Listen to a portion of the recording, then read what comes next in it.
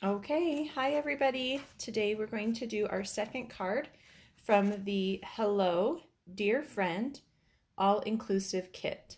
So we'll just give it a quick minute to have some people come and find us and join us. If you are joining us, go ahead and leave a comment letting me know you're here.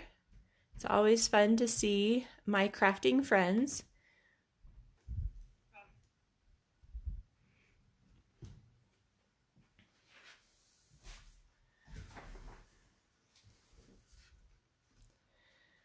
All right, so the all-inclusive kits come with everything you need to create the cards. You may just need a good pair of scissors. And then I do like to have a couple extra tools.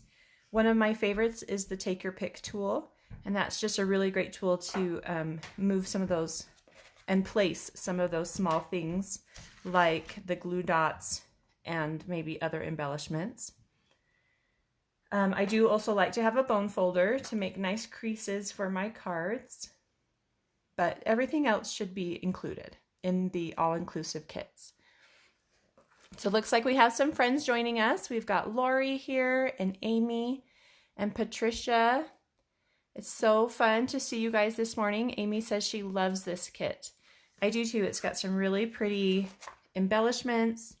I love the brass or copper looking twine. That's a fun one.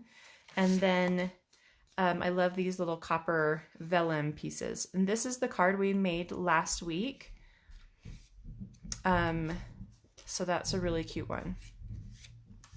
So today I was thinking of making the other full-size card, and it's the You Make My Heart Smile. So this kit is called Hello Dear Friend, and it is found in the January through June mini catalog, or you can find it online just by doing a quick search for Hello Dear Friend, or you can go to their kit section and it's in the all-inclusive kits. Hi Angela, so glad you're able to join us. So we'll wait a little bit until we hit 10 o'clock before we start making this card.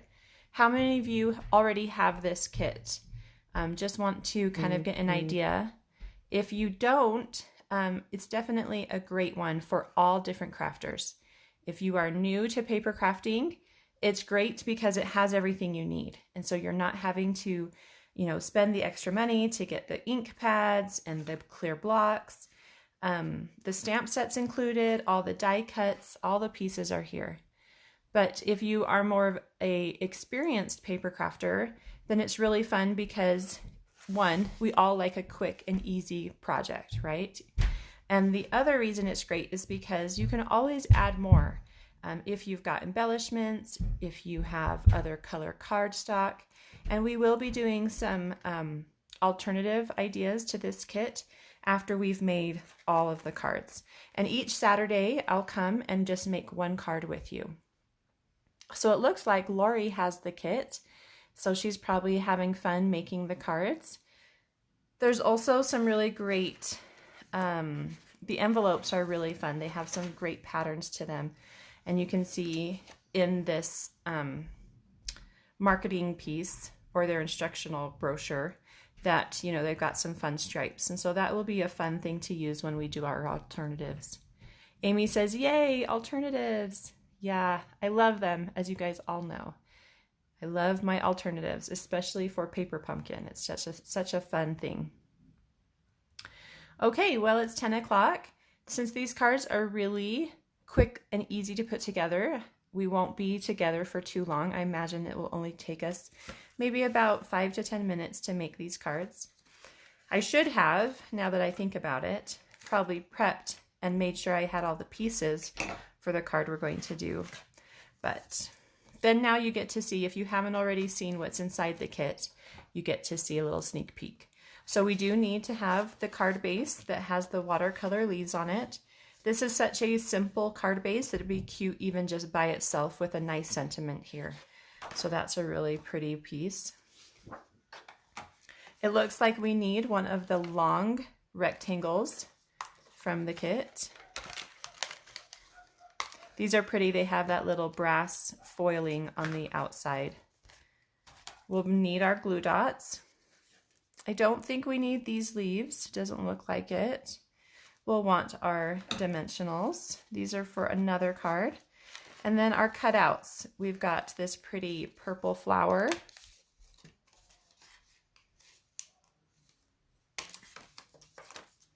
And we have one of these red roses. And then a yellow one. So we do need, and it looks like there's two different sizes. I wonder if we need this small one. Let's see what it says in the instructions.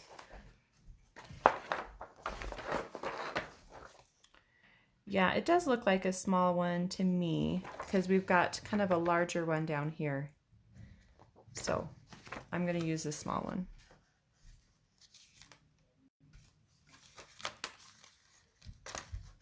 Okay. So we have more of those die cut sheets, and then our envelopes, which are always fun when we get a fun print on the inside of the envelopes. This card base we used for our first card, which we did last Saturday. And then we do need, I'm going to use the one I already punched from. So we do need one of these copper vellum pieces, the rectangle. Okay. Then the instructions say we also need 24 inches of the copper twine or the cord. It looks like they have that wrapped around the vellum. And, you know, I'm kind of thinking I might not do that. So I think I'm just going to do like a bow back there. I think that you can barely see that copper twine. So I'm going to make a little change. And the reason for that is just so I can save this copper twine for some alternative projects. So I know I have enough of that. You'll need your Stampin' Spot, and that color is in Misty Moonlight. Okay, so I'm just going to go ahead and put all these things back in my box, which is another great thing about these kits, is they come in a really nice sturdy box, and it's decorated cute. I probably need the instructions with like this fun geometric pattern on the front. So then you know everything you need is in the box. So if you're headed to, I don't know, somewhere maybe where you can't take all your supplies, you can just grab your box and make some projects. Okay. So the way these instructions work is that right here on the front, so right behind that front cover, they give you the steps. And so there's 5 steps. They talk about stamping and the ink color, how to adhere it, and then they've numbered those steps. So then when you look at your instructions for each specific card, you just see numbers. And so those numbers tell you what step to do. So the first step is to stamp. And so they've stamped the sentiment in the Misty Moonlight. So let's go ahead and do that. So they're using the "You Make My Heart Smile."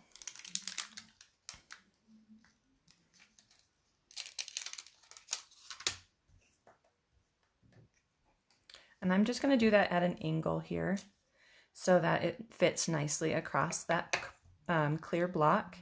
And these clear blocks are thinner than the normal ones. So the normal Stampin' Up! Clear blocks are thick and they have a good ridge to hold your fingers. These are just thinner, they're easy to transport. If you use a Stampin' Spot, then you don't have to worry about getting ink on your fingers. If you use them with a large ink pad, I'm always getting ink on my fingers if I use these thin ones.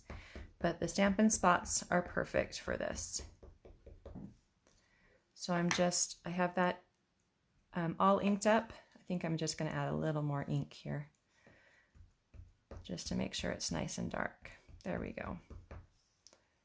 And then on my long rectangle, I'm just going to line that up right in the center and stamp that down. Good even pressure.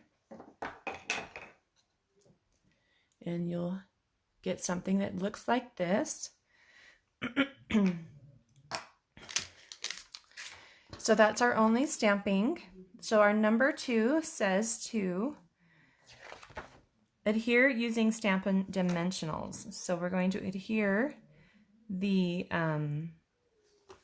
pieces to our vellum first, which makes sense because we need to place when we add the vellum to our cardstock, we need to place the adhesive behind those other elements. I can't really tell if the greeting goes in the middle or not, but I think I'm going to. I kind of like things to be symmetrical unless I intend for them not to be. And I'm going to just add some dimensionals behind here. And I don't know if the numbers, like we really should tie that bow and place it under there, but I think I'll just kind of slide it in when we're ready. I'm sorry if you're hearing crying. I have a daughter who does not want to do her Saturday chores. And it's just to clean the bathroom. And she only has to do half of it.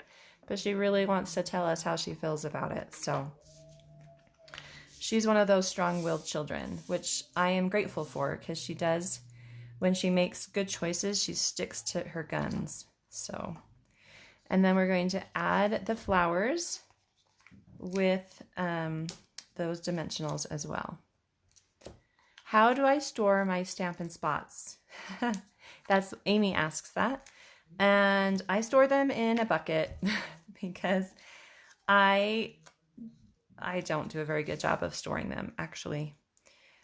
Organization is not my friend. I am a very kind of unorganized person. I do try, but I'm not always successful with that. If other people have better ideas, I've heard of some people storing them.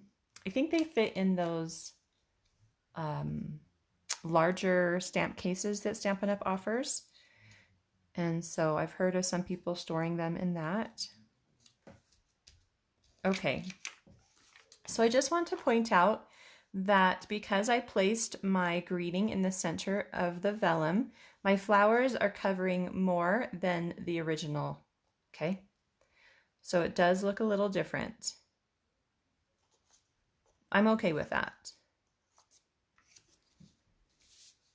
Okay, so our number 3 says adhere using adhesive dots. So I'm going to go ahead and fold my card base in half and use that bone folder.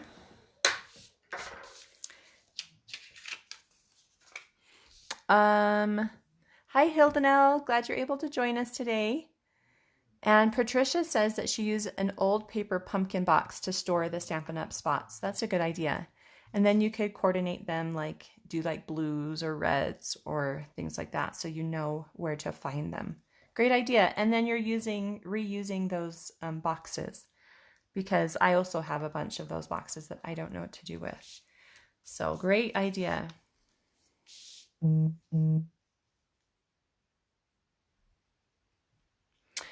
Amy says, when people ask a question about organization, that's because they're not good at it themselves.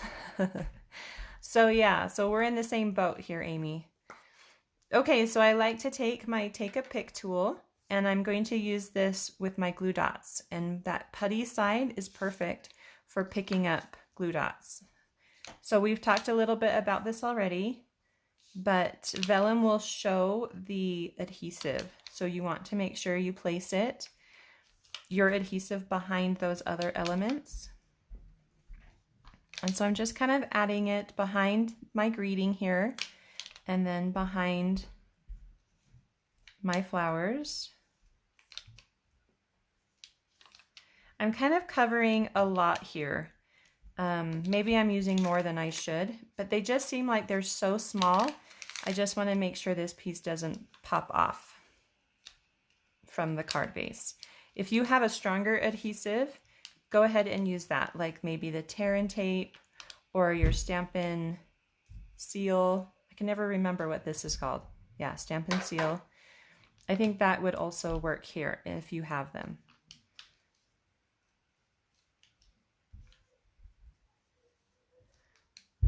So Amy says, great idea, Patricia. So she appreciates that idea. And maybe I will start trying that too, because mine are just in a bucket. But at least they're organized in a bucket, right? So that's one organizing technique, is throw things in buckets. And so this just goes on your card right in the center.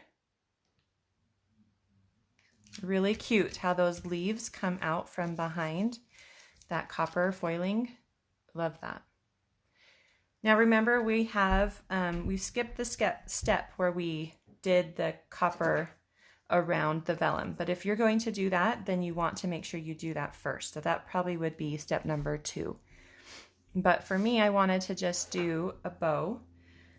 So let's do 9 inches here for our bow. So I'm just measuring that out and cutting it. If you want, you can tie a bow. I know a lot of people have watched my videos before and seen my faux bows, because we're going to just be tucking it under there, kind of wondering how I want that to look. What do you guys think? Let's just do a faux bow. So one way to do this is to use a glue dot. And I'm just going to put it on some vellum here, and we'll just create our bow off the side, and then we'll stick it underneath when we're ready. If you have a silicone craft sheet, you could do that on that product. That's a really good product to make bows and things on. So I've lined up my points, or my ends of my twine, and then placed the middle on that glue dot. If you need another glue dot to now go on top of that, you can. This is just going to help when we fold the ribbon over to make our loops. So now you just kind of fold it back and forth to make a faux bow. And then you can add another glue dot or a Stampin' dimensional, which I think I'm going to do, and just place that over that. Okay, so now just carefully remove all that stuff off of the vellum. So we did it on the vellum because it's a little smoother of a surface. Then I'm going to put my bow on my Take a Pick tool. And then I'm going to lift this up. You know, after thinking about this, I should have probably just not placed a dimensional there. And then I can place this one underneath and kind of move it around a little bit. I think I want to bring it a little closer to the end. This is what happens when I am just creating. So you guys are kind of seeing my process. I pick things up a lot. Okay.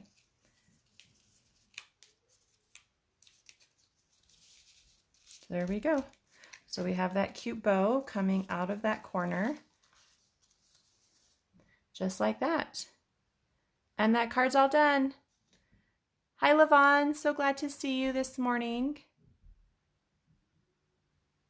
Okay, so Hilda Nels says she loves the Take the Pick tool, and she got at that as part of her swag bag for joining bingo. So yes, that is one of my favorite tools for sure.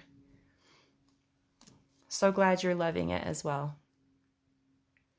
All right, well, that's all done. You can see how quick and easy those cards are to make. I'd love to have you join me again next Saturday when we make card number 3 from this really fun kit. It's called Hello, Dear Friend. And I think we talked a little bit about this last week, but right now during Sale-a-bration, you can order this kit, plus maybe the Take a Pick tool, maybe a good pair of scissors from Stampin' Up. These are paper snips, and you will then qualify for a free Sale-a-bration item.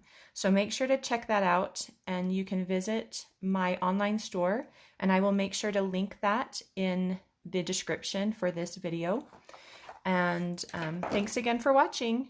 Have a creative day. Bye.